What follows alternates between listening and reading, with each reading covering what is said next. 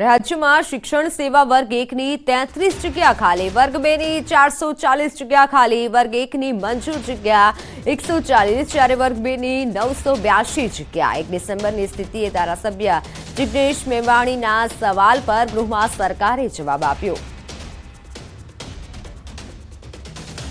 ગૃહમાં પૂછાયેલા સવાલ પર સરકારે જવાબ આપ્યો।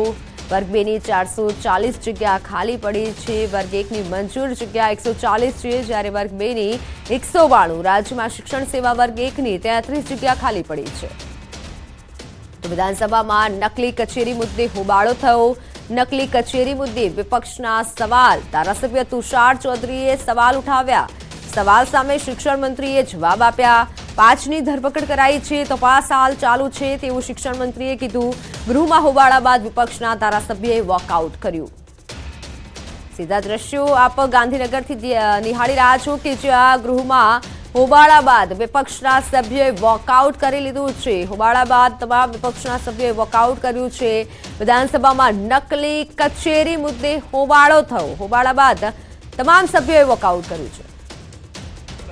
આવી કોઈ ઘટના બની નથી, પણ પછી જવાબમાં જેમણે સ્વીકાર્યું પણ ખરું કે ખરેખર 5 કચેરીઓ નકલી કાર્યરત હતી। એને લગભગ આદિજાતિ વિભાગના 21 કરોડ 50 લાખ રૂપિયાની ગ્રાન્ટ પણ ફાળવણી કરવામાં આવી છે।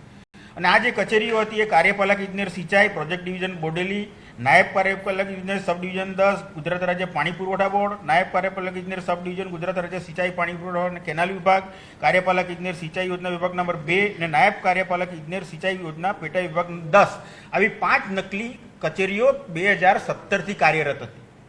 એટલે આ જવાબ તો માત્ર ગયા વર્ષનો જ છે કે 20 કરોડ 50 લાખ, પણ 17થી 24 સુધીમાં કેટલા રૂપિયા, કરોડો રૂપિયા આદિવાસીઓના આ નકલી કચેરીઓમાં વેડફાઈ ગયા છે।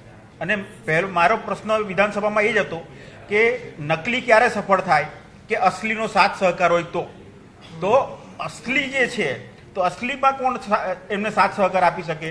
તો પ્રાયોજના વહીવટદાર કચેરીના સરકારી અધિકારીઓ જે અસલી છે, પછી પાણી પુરવઠા વિભાગ, સિંચાઈ વિભાગના જે અધિકારીઓ જે અસલી છે, અને સાથે સાથે નાણાં વિભાગ કે નાણાં વિભાગમાં ટ્રેઝરીની સિસ્ટમ હોય છે કે દરેક વિભાગને બારકોડ અને કોર્ટેક્સ નંબર આપવામાં આવે છે। કોર્ટેક્સ નંબર તમે નાખો તો જ પૈસા તમારા ખાતામાં જમા થાય।